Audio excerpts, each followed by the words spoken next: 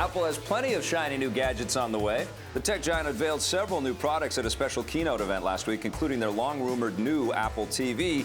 Unlike the previous versions of the set-top box, this one will run apps and games and comes with a motion-sensing touch controller that basically turns it into an Apple game console. Several big publishers like Harmonix, Activision, and Disney have already announced games for the new Apple TV, and it will hit stores next month. Apple also announced the new iPhone 6s and bigger 6s Plus. They're more powerful than the last generation model and can record 4K video on the back camera, but the biggest new feature is called 3D Touch. It basically makes the touchscreen pressure sensitive, which means how hard or how light you touch something will give you different results.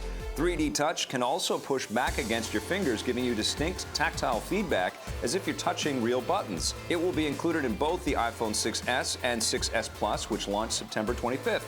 Apple also announced the massive new iPad Pro, which comes with a 12.9-inch screen. There's no 3D touch under the hood, but it does include support for the new Apple Pencil stylus with sensors that can detect how hard or how light you're pressing. Late Apple co-founder Steve Jobs was very outspoken about his hatred of stylus pencils, so hopefully this doesn't disappoint. Love September, man. Love all these big announcements that Apple does every single year. They get us excited about their new products. Scott Jones is here to help me sift through all of this information. Let's talk about the Apple TV, which I think is the biggest deal for our show because we love talking about video games. We play a ton of iOS games on the show. It's a little surprising. I'm just not sure if what's going to be available for the Apple TV is really going to differentiate itself from what's available for your phone or for your iPad, because if you can play it on your phone or your iPad, why wouldn't you just do that instead? I mean, for sure it's cool.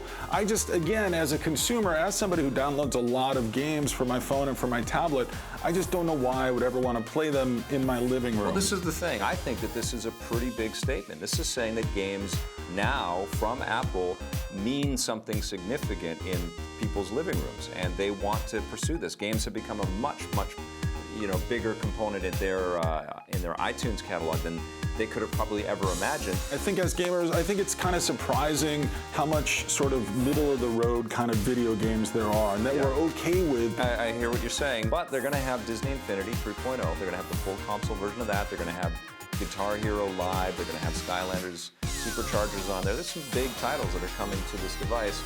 I think that this is them just sort of seeding the territory and sort of getting people aware that now they can play through Apple TV. I wouldn't be surprised in a couple of years if this is successful, we'll see a pretty powerful game console option from Apple. Right now, we've got to go to something from Nintendo that I'm very excited about, Star Fox Zero.